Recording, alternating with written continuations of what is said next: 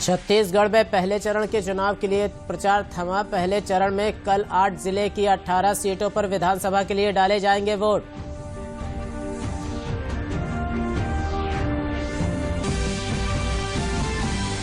गृह मंत्री राजनाथ सिंह ने प्रयागराज में पश्चिम बंगाल के राज्यपाल पंडित केशरीनाथ त्रिपाठी के 85वीं वर्षगांठ के मौके पर उनके दीर्घायु होने की कामना। कहा, राम मंदिर बनने पर सभी को होगी खुशी।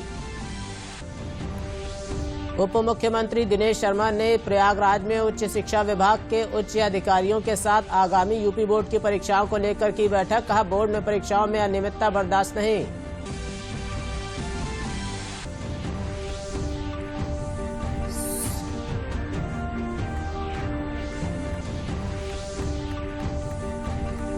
भारत वेस्टइंडीज के बीच तीसरा T20 मैच आज। आइए देखते हैं मेरे साथ इन समाचारों को विस्तार से। छत्तीसगढ़ के पहले चरण के चुनाव के लिए प्रचार थमा। पहले चरण में कल 8 जिले की 18 सीटों पर विधानसभा के लिए वोट डाले जाएंगे।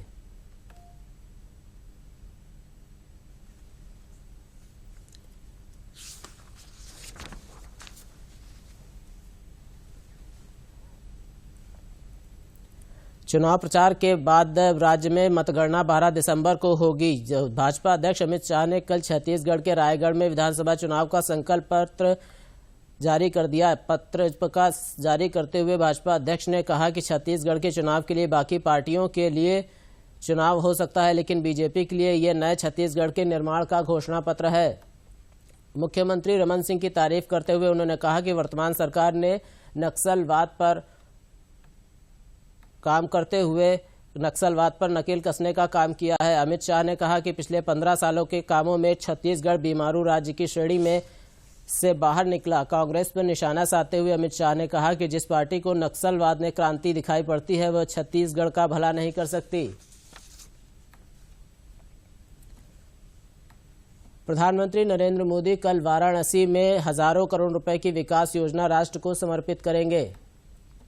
इनमें 1512 करोड़ रुपए की सड़क परियोजनाओं के अलावा गंगा पर नवनिर्मित अंतर्देशीय जलमार्ग योजना शामिल है। प्रधानमंत्री कल वाराणसी में अंतर्देशीय जलमार्ग प्राधिकरण द्वारा गंगा नदी पर निर्मित जलमार्ग टर्मिनल राष्ट्र को समर्पित करेंगे। यह जलमार्ग विकास परियोजना के तहत विश्व बैंक की मदद से NH1 पर बनाए जा रहे 4 मल्टी मॉडल टर्मिनलों में से पहला मल्टी मॉडल टर्मिनल है। अन्य 3 टर्मिनल साहिबगंज, हल्दिया तथा गाजीपुर में निर्माणाधीन हैं। परियोजना के पूरा होने पर गंगा पर 1500 से लेकर 2000 DWT भार वाहन क्षमता वाले जलपोतों का वाणिज्यिक संचालन संभव हो सकेगा। उस दौरान प्रधानमंत्री अक्टूबर के आखिरी सप्ताह में कोलकाता से वाराणसी के लिए रवाना होंगे और उस पहली नौका की अगवानी करेंगे जिसमें एक निजी कंपनी ने अपनी खाद्य सामग्री की खेप भेजी है। प्रधानमंत्री जिन सड़क परियोजनाओं का उद्घाटन करेंगे उनमें 16.55 किलोमीटर लंबी वाराणसी रिंग रोड के दूसरे चरण के अलावा 17.25 किलोमीटर लंबी वाराणसी बाबतपुर रोड के 4 लेन भी शामिल है। बाबतपुर वाराणसी रोड में 4 लेन में चौड़ा होने से वाराणसी एयरपोर्ट और शहर के बीच में यातायात सुगम होगा ही साथ ही जौनपुर, सुल्तानपुर और वाराणसी के साथ लखनऊ में भी आसानी होगी। 2 RB एवं 1 फ्लाईओवर के साथ तैयार वाराणसी में 3 राष्ट्रीय राजमार्ग के अलावा अयोध्या वाराणसी हाईवे के वाहनों के लिए बाईपास का भी काम करेगा, यानी इन वाहनों को वाराणसी शहर के बीच से गुजरने की जरूरत नहीं पड़ेगी। इससे क्षेत्र में लघु एवं मध्यम उद्योगों के विकास के साथ रोजगार के अवसर बढ़ने की भी संभावना है। उप मुख्यमंत्री दिनेश शर्मा ने प्रयागराज में शिक्षा विभाग के उच्च अधिकारियों के साथ आगामी यूपी बोर्ड की परीक्षाओं को लेकर बैठक की। बैठक में श्री शर्मा ने अधिकारियों को इस बार के हाई स्कूल और इंटरमीडिएट की परीक्षाओं को तय समय सीमा के साथ नकल विहीन परीक्षा कराने को लेकर अधिकारियों को निर्देशित किया। इसमें उन्होंने परीक्षाओं में किसी भी तरह की कोई अनियमितता या फिर केंद्र निर्धारण में कोई गड़बड़ी न हो, इसको लेकर भी अधिकारियों को निर्देशित किया। शैक्षिक वातावरण की समीक्षा करने का अवसर मिला। परीक्षाएं पहली बार प्रदेश में 16 कार्य दिवसों में संपादित हो रही है। आपने माध्यमिक शिक्षा के इतिहास में तमाम आमूल-चूल परिवर्तन देखे होंगे। पहली बार हमने 1 जुलाई की जगह 1 अप्रैल से पाठ्यक्रम को अपने सत्र को प्रारंभ किया है। एनसीईआरटी के पैटर्न पर परीक्षाओं को शुरू किया है और अब पहले से ही हम लोग कुंभ मेले को देखते हुए कि कुंभ मेले के जो मुख्य स्नान हैं उनमें परीक्षाएं न हो और विद्यार्थी बिल्कुल निष्कंटक भाव से पूरे प्रदेश में 16 कार्य दिवसों में 15 कार्य दिवस होंगे हाई स्कूल में और 16 कार्य दिवस होंगे इंटरमीडिएट। सदन होली के पहले हो जाए, रिजल्ट समय से आ जाए। आगामी कुंभ को देखते हुए प्रमुख स्नान पर्व पर यूपी बोर्ड की परीक्षाओं की तारीख को भी अलग किया गया है, जिससे किसी भी तरह की दिक्कत परीक्षार्थियों को न हो और न ही श्रद्धालुओं को। इस बार जहां हाई स्कूल की परीक्षाएं 15 दिन में होंगी, तो वहीं इंटरमीडिएट की परीक्षाएं 16 दिन में होली से पहले पूरी हो जाएंगी। इस बार बालिकाओं के स्कूल की परीक्षा तो उनके ही स्कूल में होगी, पर उस स्कूल के अध्यापकों की ड्यूटी दूसरे स्कूल में होगी। बालिकाओं का स्वकेंद्र होगा और जिन विद्यालय में बालिकाओं का केवल पढ़ाई होती है, अगर को एजुकेशन है तो स्वकेंद्र नहीं होगा। अगर केवल बालिकाओं का वो है तो बालिका तो अपने विद्यालय में दे सकेंगी, लेकिन वहां के सम्मानित अध्यापक दूसरे परीक्षा केंद्र पर इन्विजिलेशन करेंगे। सभी जगहों पर हमारे शिक्षक पढ़ाई का जो हमारा शैक्षिक पांचांग है उसके अनुसार अपना पाठ्यक्रम पूरा कर सके, इसके लिए हमारे प्रदेश के जो डायरेक्टर, डिप्टी डायरेक्टर, सचिव, उप सचिव, ज्वाइंट सेक्रेटरी हैं, उनको अलग अलग जिलों में भेजा गया है। नोएडा के सेक्टर 6 में आयोजित बीजेपी की आईटी सेल कार्यशाला में आयोजित की गई। इस अवसर पर भाजपा प्रदेश अध्यक्ष महेंद्र नाथ पांडेय ने कहा कि पूर्ववर्ती सरकार ने समाज के विकास और विकास से जुड़े विभिन्न मुद्दों को छोड़कर संकीर्ण राजनीति की। उन्होंने कहा कि भाजपा ने सरदार वल्लभ भाई पटेल की दुनिया में सबसे बड़ी मूर्ति लगवाकर उन्हें बड़ी श्रद्धांजलि दी। इस अवसर पर भाजपा के सोशल मीडिया में प्रचार प्रसार के माध्यमों पर भी विस्तार से चर्चा की गई। सोशल मीडिया के माध्यम से जन कल्याणकारी जो केंद्र राज्य की योजनाओं को नीचे पहुंचा रहे हैं और आपस में एक्सचेंज कर रहे हैं विचारों का, उसमें और एक्टिवेट हो कार्यकर्ता, उसके लिए आज कार्यशाला आयोजित है। बीजेपी इसमें पहले से ही उसके बहुत ही उसको कामयाबी हासिल है। उसके पास बहुत ही पारंगत और तेज किस्म के हमारे कार्यकर्ता आईटी सेल में हैं। उन्हीं को और अपडेट करने के लिए कार्यशालाएं आयोजित हैं। आज राष्ट्रीय शिक्षक दिवस है। महान स्वतंत्रता सेनानी, देश के पहले शिक्षा मंत्री मौलाना अबुल कलाम आजाद की जयंती के मौके पर देश भर में राष्ट्रीय शिक्षक दिवस मनाया जाता है। इस मौके पर देश भर में विशेष कार्यक्रमों का आयोजन भी किया जाता है। राष्ट्रपति रामनाथ कोविंद ने शिक्षा दिवस पर मौलाना अबुल कलाम का योगदान को याद करते हुए ट्वीट कर उन्हें नमन किया। उन्होंने लिखा कि स्वाधीनता सेनानी, विद्वान और भारत के प्रथम शिक्षा मंत्री मौलाना आजाद की जयंती पर उनकी स्मृति को नमन। उनकी याद में हम 11 नवंबर को राष्ट्रीय शिक्षा दिवस के रूप में मनाते हैं। और आचार्य जेबी कृपलानी और मौलाना अबुल कलाम आजाद की जयंती के मौके पर प्रधानमंत्री नरेंद्र मोदी ने भी उन्हें नमन किया।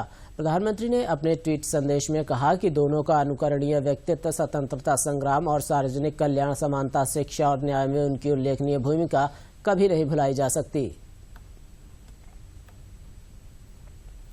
देश के पहले शिक्षा मंत्री मौलाना अबुल कलाम आजाद की जयंती पर आज लखनऊ के कांग्रेस कार्यालय में उन्हें श्रद्धांजलि दी गई। इस अवसर पर उनके द्वारा किए गए योगदान को याद किया गया।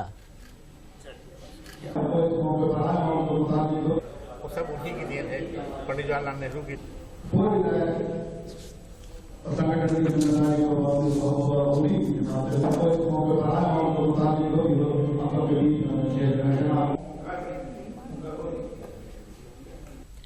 लखनऊ के गोमती नगर में आयोजित दीपावली मिलन समारोह में प्रदेश के कैबिनेट मंत्री आशुतोष टंडन ने कहा कि इस बार की दीपावली बहुत ही खास रही। उन्होंने कहा कि जब लंका पर विजय हासिल करके भगवान श्री राम अयोध्या लौटे, तब पूरी अयोध्या को दीपों से सजाया गया और इस पर्व की शुरुआत हुई थी। इस बार अयोध्या में भव्य दीपावली का आयोजन गौरव का विषय है। इस अवसर पर कई सांस्कृतिक कार्यक्रम भी आयोजित किए गए।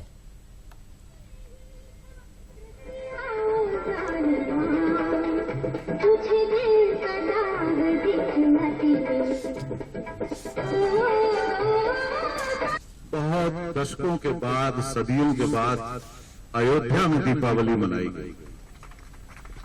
पिछले वर्ष भी बड़ी धूमधाम से मनाई गई थी और इस साल भी दीपावली मनाई जाती है अयोध्या की वजह से कि प्रभु श्री राम जब 14 वर्ष का वनवास पूर्ण करके और रावण को वध करके अयोध्या पधारे, अयोध्या वासियों ने दिए जलाकर उनका स्वागत किया।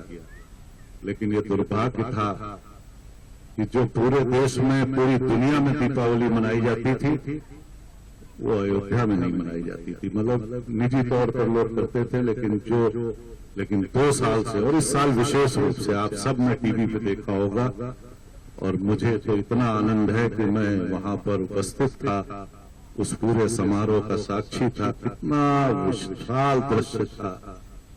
मैं आप सबको बहुत शुभकामनाएं देता हूं इस आयोजन के लिए।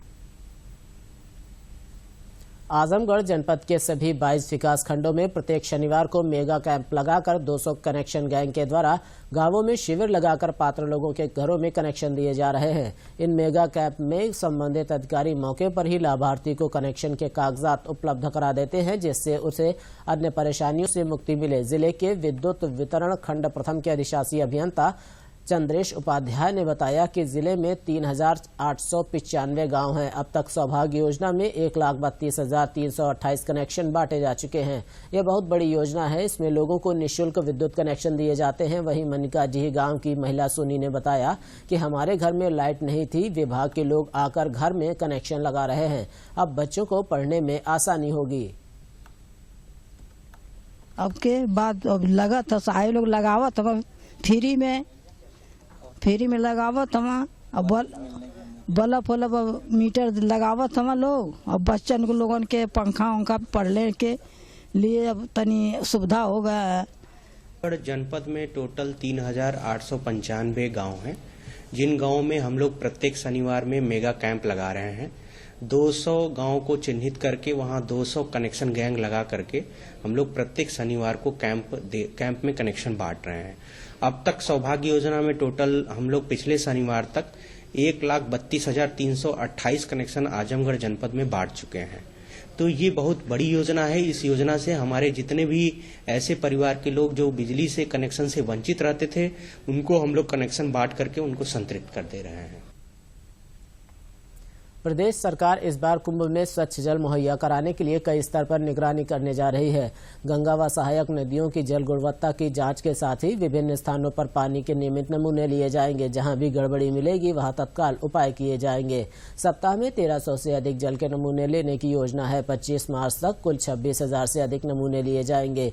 गंगा जल की निगरानी के लिए 131 junior research fellow, lab assistant और फील्ड असिस्टेंट रखे जाएंगे। श्रद्धालुओं को स्नान के लिए साफ पानी मिले, इसकी जिम्मेदारी उत्तर प्रदेश प्रदूषण नियंत्रण बोर्ड को सौंपी गई है। इसी के तहत बोर्ड के विस्तृत प्लान तैयार किया है। बोर्ड न सिर्फ कुंभ के दौरान जगह जगह पानी के नमूने एकत्र करेगा, बल्कि वहां की जल की गुणवत्ता भी सुनिश्चित कराएगा। गंगा व सहायक नदियों में प्रति सप्ताह करीब 200 नमूने लिए जाएंगे। प्रयागराज में गंगा और यमुना में मिलने वाले नालों की निगरानी के लिए प्रति सप्ताह 227 नमूने लिए जाएंगे। रामगंगा में मिलने वाले नालों की निगरानी के लिए भी प्रति सप्ताह 26 नमूने लिए जाएंगे, एकत्र किए जाएंगे। वहीं गंगा क्षेत्र में स्थित 733 उद्योगों की निगरानी के लिए प्रति सप्ताह सभी जगह से नमूने लिए जाएंगे। प्रदेश सरकार उद्योगों व एसटीपी की थर्ड पार्टी से जांच कराएगी। यह निगरानी national mission for green Ganga के सहयोग से कराया जाएगा। थर्ड पार्टी निगरानी इसलिए कराई जा रही है ताकि प्रदूषण नियंत्रण बोर्ड पर पक्षपात के आरोप न लगे। उत्तर प्रदेश प्रदूषण नियंत्रण बोर्ड एक कंट्रोल रूम भी स्थापित करेगा। यह कंट्रोल रूम 24 घंटे 7 दिन काम करेगा। कंट्रोल रूम 15 से 15 मार्च तक चलेगा। बोर्ड की वेबसाइट में कुंभ मेला से संबंधित सूचनाएं प्रदर्शित करने के लिए एक अलग वेब पेज बनाया गया है। बहराइच जिले में 9 से 19 नवंबर 2018 तक मनाए जा रहे स्वच्छ भारत विश्व शौचालय दिवस के प्रति आमजन में जागरूकता पैदा करने के उद्देश्य से जिलाधिकारी माला श्रीवास्तव के नेतृत्व में कलेक्ट्रेट प्रांगण से विशाल रैली एवं कैंडल मार्च का आयोजन किया गया। तथा शौचालय निर्माण में श्रमदान कर खुले में शौच मुक्त जिला बनाने की शपथ दिलाई गई। रैली का आरंभ कलेक्ट्रेट प्रांगण में सर्वप्रथम जिलाधिकारी ने मौजूद लोगों को स्वच्छता की शपथ दिलाई।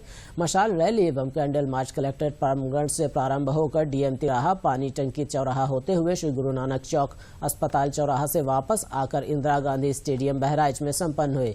नगर मजिस्ट्रेट प्रदीप कुमार यादव, खंड विकास अधिकारी कैसरगंज प्रशिक्षु IS प्रभाष कुमार, जिला विकास अधिकारी वीरेंद्र सिंह, परियोजना निदेशक DRDA अनिल सिंह, जिला बेसिक शिक्षा अधिकारी SK तिवारी, जिला पूर्ति अधिकारी राकेश कुमार, जिला पंचायत राज्य अधिकारी BK वर्मा, सहायक निदेशक रेशम SB सिंह, जिला क्रीड़ा अधिकारी AR अंसारी सहित विभिन्न ग्रामों के ग्राम प्रधान, कोटेदार व सफाई कर्मी भी मौजूद रहे। भारत के स्थायी प्रतिनिधि सैयद अकबरुद्दीन संयुक्त राष्ट्र में कहा है कि सुरक्षा परिषद के प्रदर्शन, विश्वसनीयता, वैधता और प्रासंगिकता पर कई गुना संकट का सामना करना पड़ रहा है, लेकिन परिषद की इस निराशाजनक स्थिति के लिए बहुपक्षवाद को दोष दिया जा रहा है। उन्होंने ये बात सुरक्षा परिषद के बहुपक्षवाद को मजबूत करने और संयुक्त राष्ट्र की भूमिका पर हो रहे ओपन डिबेट में कही। साथ ही उन्होंने ये भी कहा कि अब समय आ गया है कि हम नवीनीकरण, पुनर्जीवन और सुधार के जरिए बहुपक्षवाद को परिभाषित करने की एक व्यवस्था बनाएं, वरना विश्व शांति के लिए आगे बढ़ने के बजाय विश्व टुकड़ों में विभाजित हो जाएगा। A world order in pieces, even as the welter of piecemeal arrangements extend their sprawl to deliver partial measures of international cooperation and the Council quotes obsolescence. लोक आस्था महापर्व छठ आज अनुष्ठान के साथ शुरू हो गया। इस दौरान श्रद्धालु गंगा और अन्य पवित्र नदियों, सरोवरों और तालाबों में स्नान और पूजा के साथ व्रत की प्रक्रिया शुरू कर देते हैं। श्रद्धा भाव के साथ इस त्योहार को मनाया जा रहा है। सोमवार को खरना होगा और मंगलवार को सूर्य को सायंकालीन अर्घ्य दिया जाएगा और बुधवार को उगते हुए सूर्य को अर्घ्य देने के बाद व्रत की समाप्ति होगी। इस अवसर पर बिहार की राजधानी पटना में आज सुबह से श्रद्धालु भारी संख्या में गंगा के विभिन्न घाटों पर पहुंचे। राज्य सरकार की ओर से श्रद्धालुओं की सुरक्षा और सुविधा के लिए विशेष प्रबंध किए गए हैं।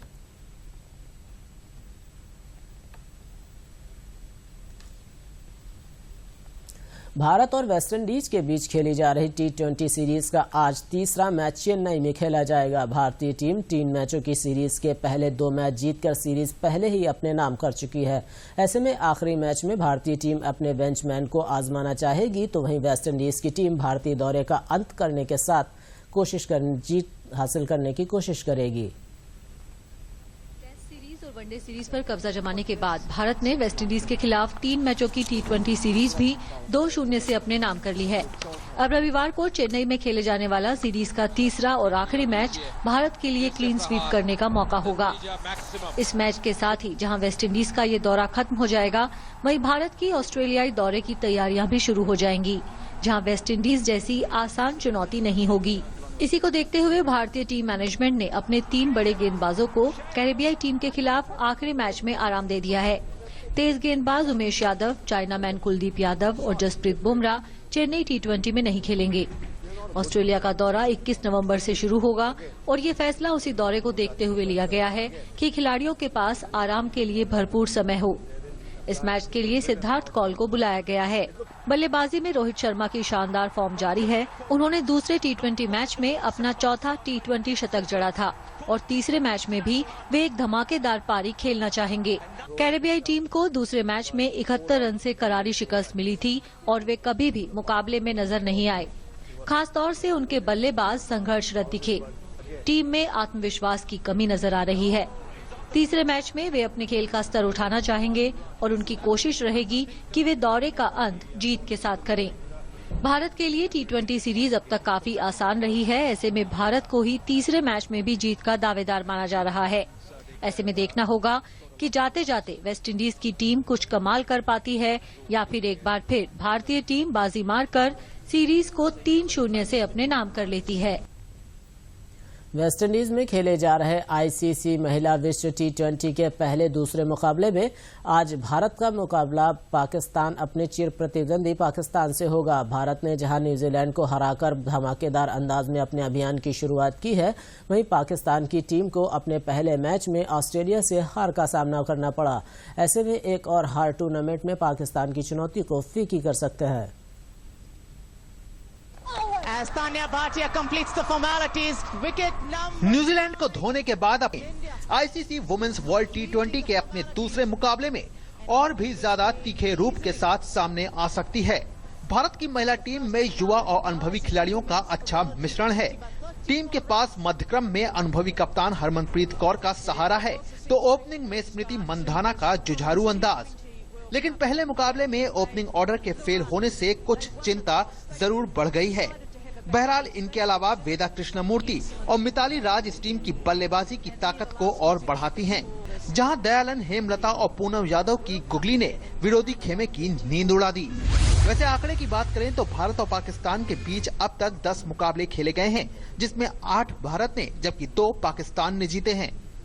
पाकिस्तान की टीम पर गौर करें तो टीम को अपने पहले ही मैच में ऑस्ट्रेलिया के हाथों करारी हार मिली है। ऐसे में एक और हार टीम का बेड़ा गर्क कर सकती है। टीम के पास उमैमा सोहेल के रूप में तेज तर्रार खिलाड़ी है, लेकिन दिक्कत यही है कि ये टीम प्रदर्शन में निरंतरता की कमी से जूझ रही है। गेंदबाजी में टीम मुख्य रूप से स्पिनिंग जोड़ी नशरा संधू और आलिया रियाज पर निर्भर है। इन दोनों टीमों के खिलाड़ियों के लिए चुनौती के रूप में सामने होगा। भारतीय महिला टीम की कप्तान हरमनप्रीत कौर ने विश्व टी20 के पहले ही मैच में न्यूजीलैंड के खिलाफ शानदार शतक लगाया। उन्होंने अपनी पारी में 8 छक्के जड़े। हरप्रीत ने 51 गेंदों पर 103 रन बनाए। टी20 में शतक जड़ने वाली वह पहली भारतीय महिला हैं। उनकी शानदार पारी के बाद हर कोई उनका मुरीद हो गया। 38 गेंद और इंग्लैंड की टैमी बोमॉन्ट के 47 गेंद के बाद तीसरा सबसे तेज शतक जड़ दिया। इससे पहले पूनम राउत और टी कामनी ने 130 रनों की भागीदारी की थी। भारतीय पहलवान बजरंग पुनिया ने विश्व का नंबर 1 पहलवान बनने का गौरव प्राप्त कर लिया है। ताजा विश्व रैंकिंग में बजरंग पुनिया ने 65 किलोग्राम फ्री स्टाइल भार वर्ग में नंबर 1 रैंकिंग हथिया ली। वर्ल्ड रैंकिंग में भारत की 5 महिला पहलवान भी टॉप 10 में जगह बनाने में कामयाब रही हैं। स्टार पहलवान बजरंग पूनिया ने दुनिया का नंबर 1 पहलवान बनकर भारत को गर्व करने का एक और मौका दे दिया है। पहलवानों की ताजा विश्व रैंकिंग में बजरंग पूनिया ने 65 किलोग्राम फ्री स्टाइल कैटेगरी में नंबर 1 रैंकिंग पर अपना कब्जा जमा लिया है। हाल ही में कॉमनवेल्थ गेम्स और एशियन गेम्स में गोल्ड मेडल जीतने वाले बजरंग पूनिया ने वर्ल्ड चैंपियनशिप में भी सिल्वर मेडल अपने नाम किया था। कुश्ती की शीर्ष संस्था यूनाइटेड वर्ल्ड रेसलिंग ने अपनी ताजा रैंकिंग जारी की, जिसमें बजरंग पूनिया को शीर्ष स्थान हासिल हुआ है। इससे पहले बजरंग इस रैंकिंग में तीसरे नंबर पर थे, लेकिन अब उनके पास 96 अंक हो गए हैं और उन्होंने पहला स्थान हासिल कर लिया। क्यूबा के अलेक्जेंड्रो एनरिक 66 अंकों के साथ दूसरे नंबर पर हैं। वहीं 62 अंकों के साथ रूस के पहलवान अहमद चाकीव तीसरे नंबर पर हैं। ताजा जारी वर्ल्ड रैंकिंग में भारत की 5 महिला पहलवान टॉप 10 में जगह बनाने में कामयाब रही हैं। विश्व कुश्ती चैंपियनशिप 2018 में 57 किलोग्राम भार में ब्रॉन्ज मेडल जीतने वाली पूजा ढांडा 6ठे नंबर पर है। वहीं 50 किलोग्राम में रितु फोगाट को 10वां स्थान हासिल हुआ है। जब 59 किलोग्राम में सरिता 7वें स्थान पर है, जबकि 68 किलोग्राम में नवजोत कौर और 76 किलोग्राम में किरण को 9वां स्थान हासिल हुआ है। 65 किलोग्राम भार वर्ग में रितु एक स्थान के चलते टॉप 10 से बाहर हो गयी। वे 32 रेटिंग पॉइंट्स के साथ 11वें नंबर पर हैं। अंत में प्रमुख समाचार एक बार फिर।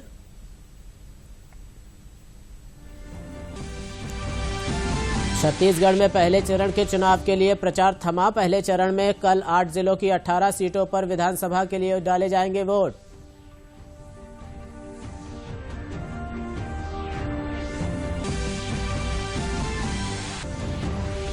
प्रधानमंत्री कल वाराणसी के 1 दिवसीय दौरे पर हजारों करोड़ रुपए की विकास परियोजनाओं की देंगे सौगात। 572 करोड़ रुपए की सड़क परियोजनाओं के साथ गंगा पर नवनिर्मित अंतर्देशीय जलमार्ग की होगी योजना।